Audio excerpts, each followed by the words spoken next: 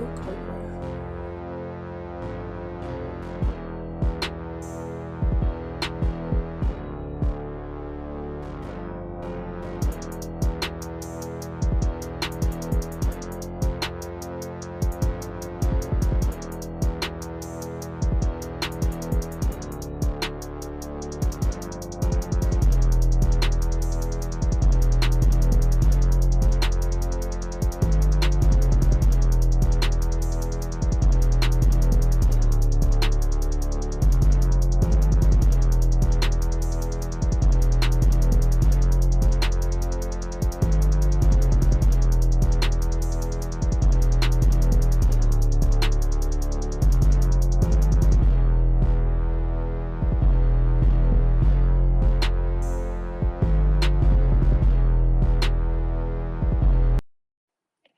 Welcome back. Welcome another episode with the Ram, man. What's up, Rudy? Hey RJ, what's going on? It's been a minute. It's good to be back. How's everything doing, man? I mean, we cannot complain. Everything is great. Baby is good. Life is good overall. There's not much complaint to do. Man, I get it. I understand firsthand. Baby girl about to be 4 months and 3 more days. Oh yeah, I mean, yeah, I know it's got to be very exciting. Um, you know, just spending time with them and just look at them and spending time with them every day. It's got to be very special. But hey, the playoff looking crazy, man. Yo, Spurs. Why you call it my Spurs? I never have a team. I have I mean, players you that I did. support, but You had the I Lakers don't though. have a team. RJ, I'm The not a Lakers. Spurs. I'm not a Spurs fan. I'm not a Lakers fan. I mean, if you want me to be honest, I'm not a Lakers fan. I'm a LeBron's fan. I support therefore the Lakers. I want them to win, but look, it's been a minute since I don't have a particular team. I'm not a diehard fan of no team whatsoever. I support players, and wherever they go, I just go. I mean, I just keep it a buck. I don't have no heart for me to be suffering with no team. So I have players that I support, and wherever they go, I tend to flow that way. I mean, LeBron's a free agent now, so I guess you with no team, right? I guess so. But all right, let's get it started. Speak about LeBron, man. What's the best team that fit LeBron this summer? I mean, if you it all depends on which conference that you're looking at. If you're looking at the East, I think the team to go to, I think it will be the Cavs. Well, a lot of Okay. people are thinking about the renaissance between LeBron James and the Cavs. We all remember what he did for them back, 10 years ago. In Yeah. 2016, LeBron James rallied his teammate and, won, therefore, the best championship that ever been won. So a lot of people are speculating on the renaissance between LeBron James and the Cavs. But me, I think talent-wise, it makes sense for LeBron James to try to go there. I'm not sure from a cap perspective if it's possible, but I think talent-wise, it's a great fit for LeBron James to go there because you have Donovan Mitchell. I would suggest strongly to remove James Harden because I don't think any team who's willing to compete for championship should add somebody like James Harden. So that's another debate for another time. But I think with Mobley and with Jared Allen and of course some shooters, I would strongly suggest that they keep somebody like Dennis Schroeder. We all know he's a fighter. He's gonna come at you every night, every day. So I think LeBron James would appreciate somebody like him. So talent wise, I think the Cavs in the East. Talent wise, also, I think you can look at teams like Boston, but I don't think LeBron James would stoop that low unless he become a KD. I don't think he would stoop that low to join a team like Boston Celtics. I don't think he would stoop that low either to join a team like New York Knicks, who are obviously on the verge to start the NBA Finals after 27 years. So if you're talking about the East, I can only see the Cavs. Yes, by some extrapolation, you can look at Orlando Magic, but I don't think LeBron James would go that stretch. So, No. well, if you're looking at the West, then you might be looking at the Warriors. We know the chemistry between LeBron James and Seth Curry, regardless the rivalry between them back 10 years ago. We also know the camaraderie between LeBron James and Draymond Green, and of course the franchise, um, culture. All of this can be very. The LeBron James can be the recipient in the beneficiary of this.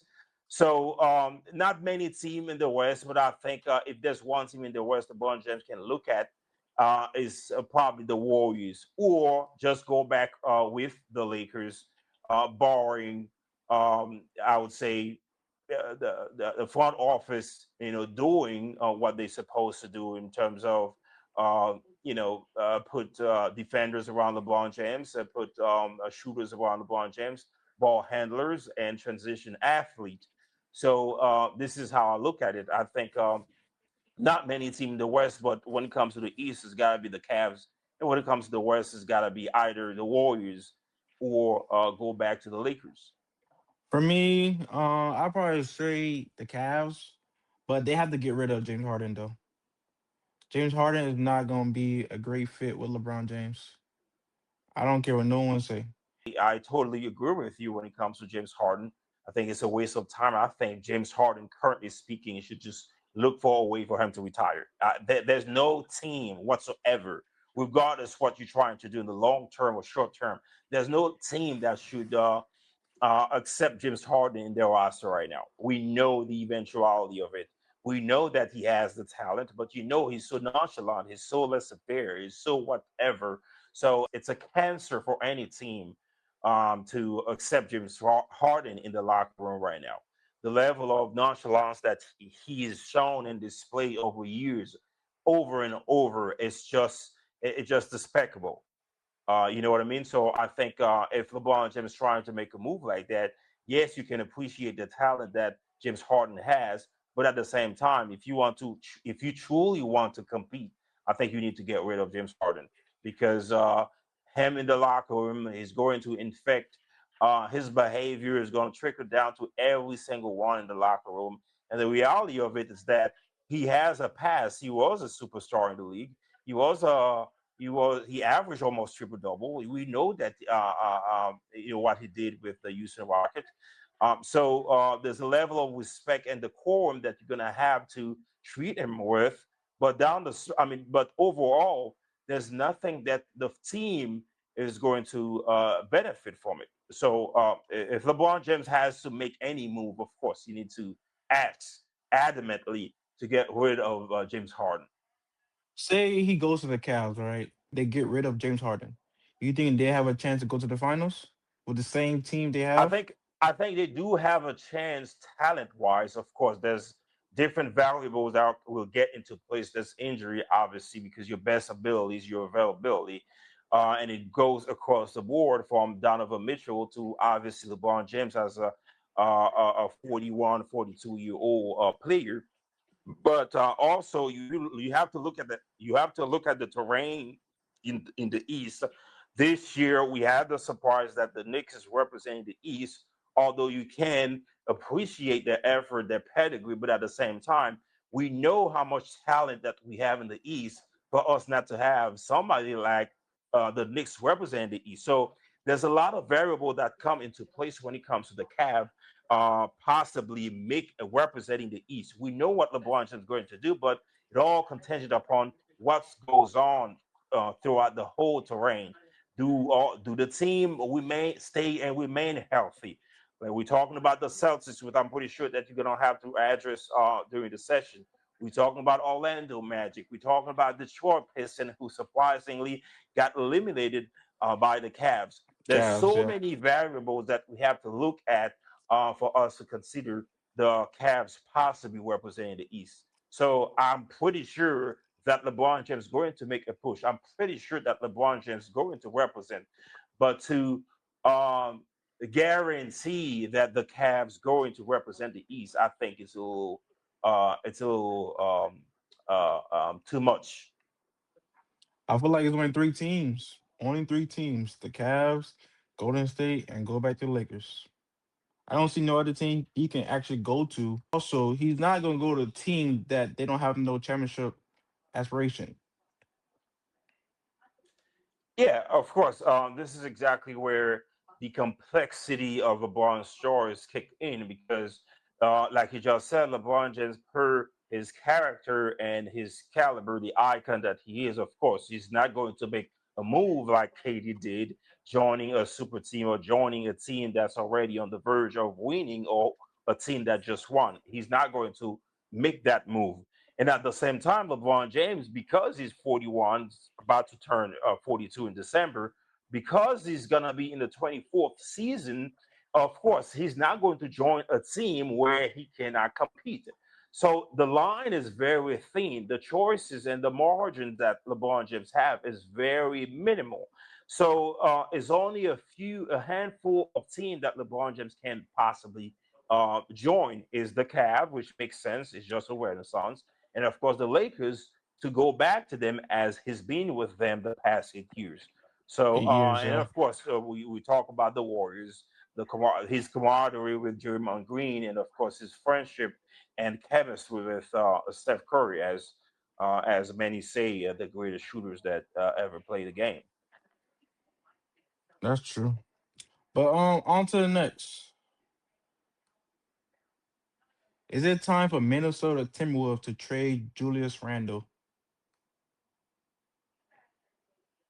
I should reject the premise of your question, RJ, because the premise of your question kind of underline uh, Julius Randle as the scapegoat for the early departure of the Wolves. Look, the whole postseason has been a surprise for for many people. We've seen so many team contenders. They had an early departure, an early exit. We're talking about the Denvers. We're talking about obviously the Celtics. We're talking about the Rockets that many people, including you, had great expectation from them. So we watched all of them early exiting the playoff.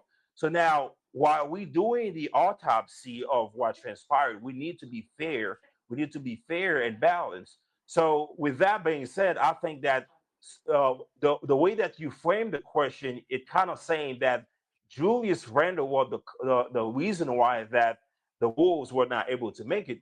Let's not forget the team that got them eliminated is right now competing to make it to the Western Conference Finals. We're talking about Wembyama. We're talking about Wembyama. We're talking Yeah. about arguably the best player in the league. We're talking about the most dominant player in the league. We're talking about the best two-way player in the league. We know what he represents offensively. We know what he represents defensively. We know the roster that he has around them. So it's not a knock on the Wolves for them to have lost against a team like the Spurs. And secondly, we know that Ant was not 100% because he was injured with the extended knee. We know that DiFrancesco was not even there. So the idea that Julius Randle is the cause of the early departure of the Wolves, I think that's not unfair. I think that's even stupid. I don't think they should walk away from him because when you're looking at him, he still has what we call the physicality. He still can somewhat how shoot the threes. He's still a great rebounder. So he's still a second scorer for the team. I don't know why should the Wolves walk away from him because he was not the reason why that they lost. Don't you think they should explore more options though? Because like Wimby is like you said, Wimby is gonna be still getting better every year. Any team should entertain improving your roster and at whatever the cost. Look, there's only a few players in the league that untouchable. We're talking about LeBron James of the world. We're talking about Wembyama. We're talking about Jokic. Most of the even so-called superstar, they are expendable. We've seen what happened 2 years ago when the Mavs traded for Luca. So we've No, of seen what course. happened throughout. We've seen what happened in the history of the game. even great players, they are expendable. So that's a different question. But now, if you're trying to target Julius Randle as the culprit for the early departure of the Wolves from the playoff, that's not unfair. That's not fair at all. And it's stupid and it's even dangerous because if you're looking at the league right now, the idea of the super team is something of the past right now. The idea of the super team, creating a super team to win the championship, I think it's almost something of the past. We see that most of the team that's won right now, from OKC as the best team in the league. We see culture as opposed to just jumping on the bandwagon, spending money, cap money on best player in the league, and think that you're going to win a championship. We see the team they focus on creating a culture. Of course, you have to have a best player that you can build around him, but you don't have to go after two or three or just jump on the bandwagon to create a big team. It's about No, no, creating a I'm culture. not. It's The about thing is, developing the players, and eventually just wait for your turn. I don't think that the Wolves should just walk away from him just because they just departed prematurely, like many other team from the playoff. no, I think they should because he's very inconsistent, very inconsistent. If he's gonna be second fiddle to Anthony Edwards, he cannot be lazy from the defensive standpoint and the offensive standpoint. Sitting there telling you that defending Julius Randle as the top 5 or 15 players of the league. What I'm saying as a second guy, as a guy that is that physical, as a guy that can shoot the three, as a guy with character, I think that it's worth keeping him, especially in the time in the league where culture. This is what matters the most. It's not about jumping on the bandwagon trying to create a super team. It's about keeping your core. It's about patience. It's about developing the youngs. It's about chemistry. It's about championship pedigree, and see what the future holds for you. It's no longer about creating a super team and go ahead and win championship no more, RJ. At some point, Anthony Edwards gonna leave. Okay, I mean, if it's going to leave, he's going to leave. Nobody can stop this. But I don't think that the front But office has done but such a bad job to push Anthony Edwards away. Look again. Any team should always look to improve your roster. There's no question about it. Championship team, of course, they always end up improving their roster, including a team like the Wolves that just represented the West the past 2 years. I mean, not representing the West, but they've been Western Conference Finals the past 2 years. So listen, the road to prosperity, RJ, is not a straight line. I think the league is teaching everybody right now. It's not about jumping on the bandwagon. You have to have patience, and I think this is how the Wolves should look at it right now. on to the next though. Was Jason Tatum coming back this season the right move? Look, RJ, I think that the propriety of your question is not to be questioned. However, I think I don't fully agree with the premise of it because I think the premise tend to attack Jason Tatum as a scapegoat, just like in your previous question. I think it was an attack on Julius Randle. I think that considering what happened down the stretch of the season this year, we saw, as I just said, multiple contenders. They have exited the postseason early. It was an early, premature departure of contenders. Now we're trying to dig deep. We're doing the autopsy to find out what's the reason why that they seem they early departed the playoff. But I think we need to be fair and we need to be responsible in the way that we dissect this. Because if you look at it, RJ, if the Celtics had won, so had they won the series and move on, which I'm pretty sure that they would have been able to beat the Cavs or the Knicks and make it to the finals. Now, regardless what would happen in the finals, I don't think we will have this conversation right now. Granted, we can question the fact that Jayson Tatum came back a little premature because with the Achilles injury that he had, usually it takes a full year of recovery before players can come back. But in his case, he only took 10 months. So he came back, he was playing. There was no sign of him slowing down, but unfortunately, he ended up with a kneecap. What is that? Was it a kneecap No, it was a leg. It injury was a that? leg. Some hamstring. Yeah, I think his calf. So yes, and then we know what happened down the stretch. The Celtics eventually they lost, but at the same time, RJ, here's one thing that we cannot forget. We cannot forget that the Celtics they lost a 3-1 lead. Okay, Yep. so they lost a 3-1 lead. So now the question should be, at what point are we going to question the coach ability, the coach him being culprit in that as well? Because regardless the team that you have, you cannot sit there and tell me that you had a 3-point lead and you let it go. You let it go. You let a team like the Sixers came all the way back. Of course, you can make the case that Joel Embiid was injured, and as he came back, they just ramped up and won the series. But at the same Yeah. time, there's other question that we should ask: why is it that somebody like Derek White was on the court? Why is it that it took Derek White the very last game of the series before they get eliminated for him to show that he belongs to the team, for him to show that he belongs to the playoff? Derek White, RJ, regardless the Celtics was winning, Derek White was shooting like below 25%, things of that nature, RJ. I think we need to question the coach cockiness. I think that he was too cocky at a point to think that regardless what the Celtics would do, he would still have been able to win their series, which obviously that was not the case. We need to question his culpability in this matter as well, and let alone somebody like Derek White.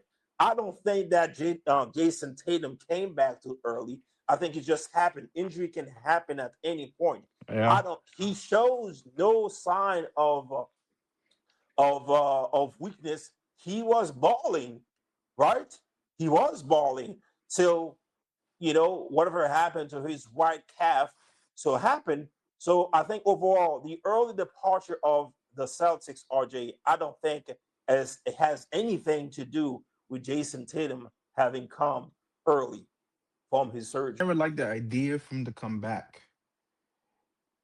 I never liked the idea because why is he coming back for? He could have risked his future by coming back. And that's what one of the reason why when he got re-injured, what they did, they set him out. He should never came back this year. They should because what Jalen Brown was doing this season, we that was probably his best season we ever seen from Jalen Brown. When Jason Tatum came back, it seemed like Jalen Brown went back to number two when he should have just been number one from the start when Tatum came back. I disagree with that. I mean, not completely because I understand where you're coming from because the team had managed to create some momentum and continuity in the Yes. absence of Jayson Tatum. It just speaks volume to the talent, to the roster that they have. It speaks also volume to the culture of the team, and of course, the coach who's a good coach. I just think that he blew the 3-point lead. That was a mistake.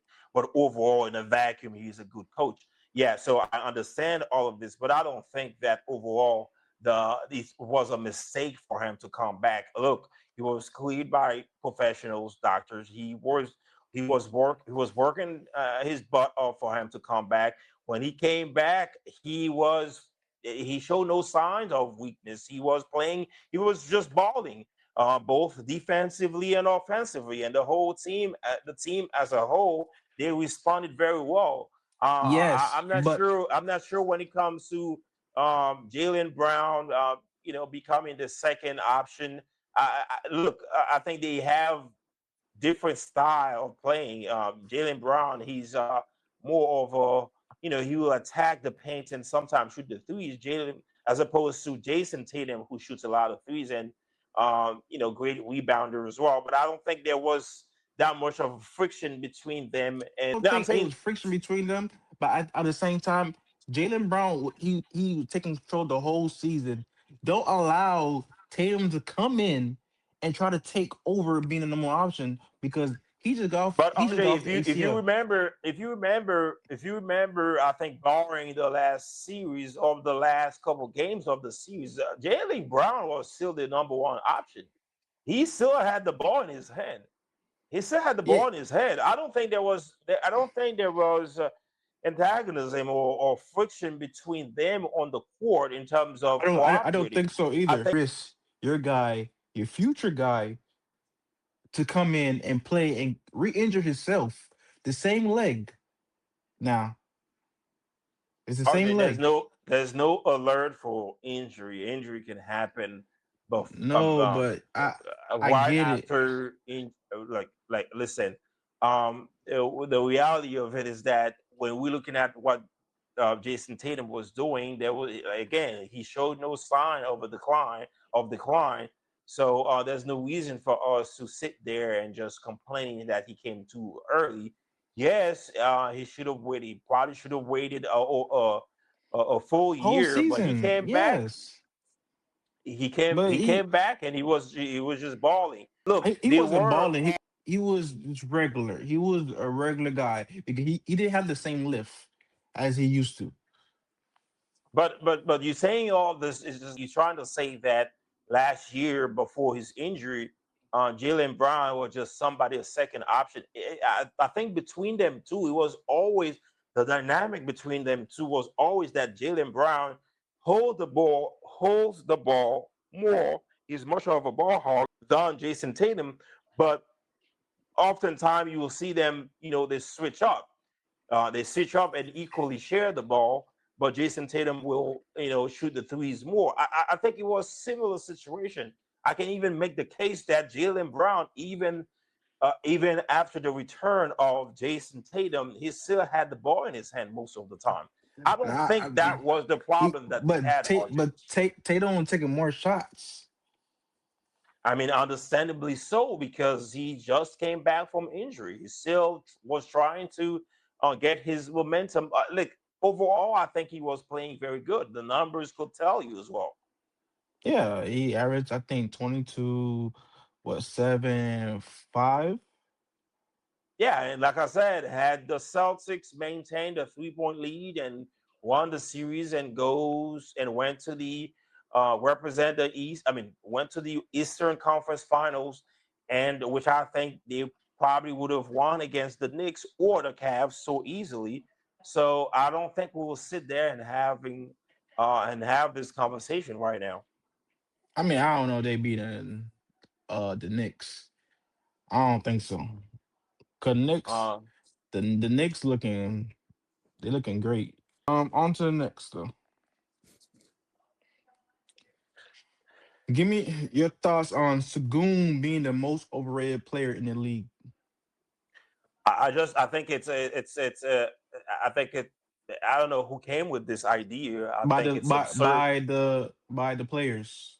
I think it's absurd. It's nonsense.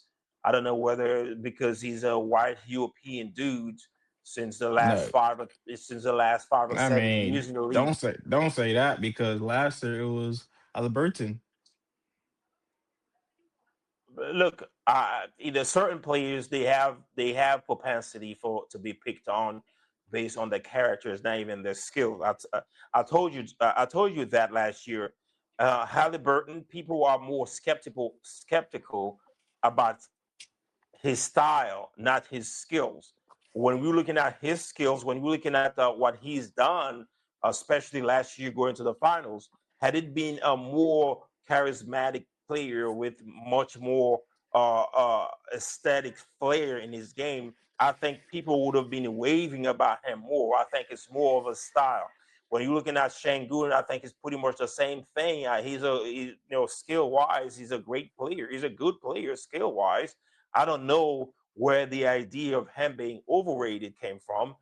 Maybe people are scapegoating him because of the fact that the Rockets had exited the player prematurely. No, no, But no, no. we That have to that's remember. they voted during the season. That's before the playoffs.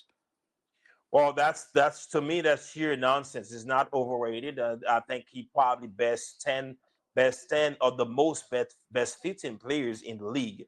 He looks a little awkward. He looks a little whatever, but I think skill wise, he's a great rebounder. He's a good passer as well. And then he can average, for God's sake, he can average 20 points. So I don't know where the idea of him being the most overrated player in the league. That's You just you sheer think nonsense to me. you think he's top 10 to 15? But on to the next. The Dallas Maverick part ways from Jason Kidd after 5 seasons. That was honestly a bit of a surprise to me because considering the grade of a coach that Jason Kidd is, we all know he was as a player, as a point guard. And of course, when he got to the Mavericks, the way that he led them, he made the finals back 2 years ago in 2024. He fell short, but at the same time, there was no question on him being a bad coach. He represented the Mavs. It was something that I didn't see myself. However, this is not the whole story itself because when you're looking at what the president, I think the name is Masai Ujiri, I cannot pronounce his name, it's Masai Ujiri. He said that the key word was that they mutually parted way.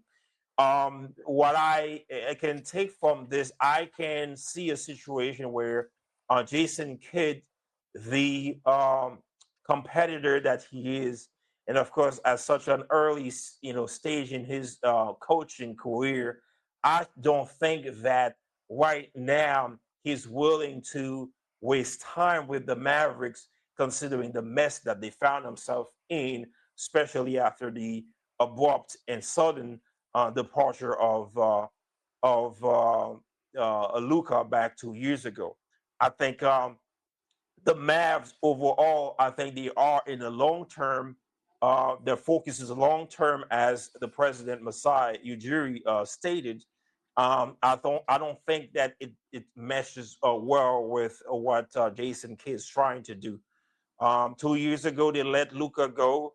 They traded for Anthony Davis. Anthony Davis went there to spend just one weekend, and they we routed him to Washington. Kyrie Irving, I know for sure. Don't quote me on this, but I know for sure that he's gonna ask for a trade. Trust me, RJ. He's going to ask for a trade because I don't see Kyrie wasting his time over there. Where he's going to No, go, I I don't don't think so. know. I think it might be the Lakers. But I think Kyrie, at this stage in his career, he's not going to waste time over there either. Um, Ma- and before you keep going, would you, if you're the Lakers, right? Would you say, okay, hey, Kyrie want to trade? Would you trade Austin Reeves? And again, I think that's a very complicated question because the reality of it, both of Kyrie and Austin Reeves, I think Kyrie is probably 6'3" and Austin Reeves is 6'3" as well. Kyrie is a little older, but at the same time, I think Kyrie's skill supersede um, Austin Reeves. Although Austin Reeves is younger, I think in terms of experience, I would have to lean toward Kyrie, although I'm not a fan of his, but I will have to lean toward him now.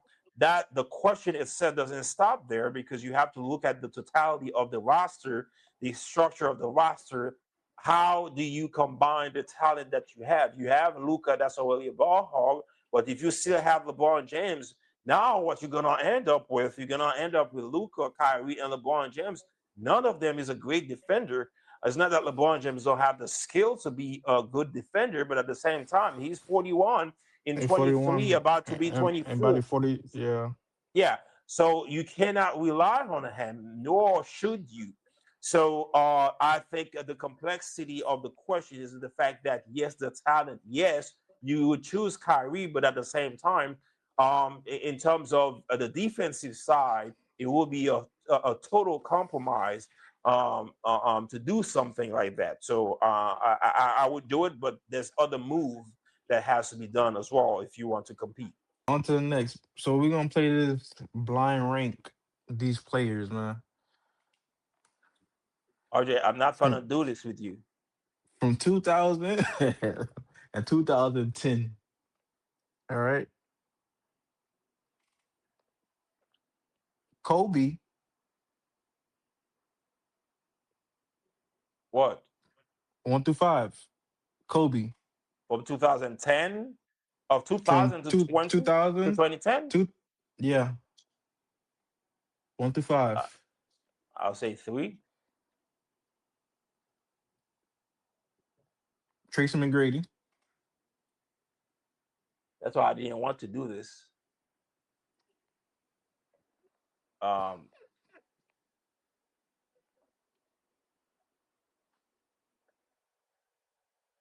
5.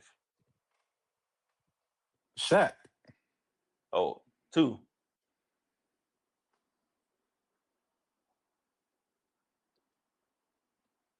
Paul Pierce. 4.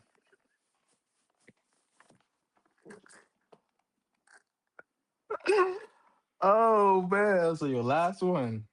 I mean, it's not that bad so far. There's only one that threw me off, but it's not that bad so far. So your last one is maybe you gonna like You it, probably maybe right not. now, Kurt. I bet you right now you changing the last one. It's not the last one No, that you had. it's the last one I had. Just for you.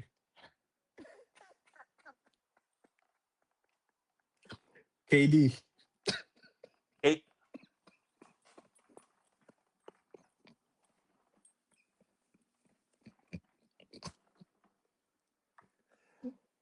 Ooh. So KD get first. Wow.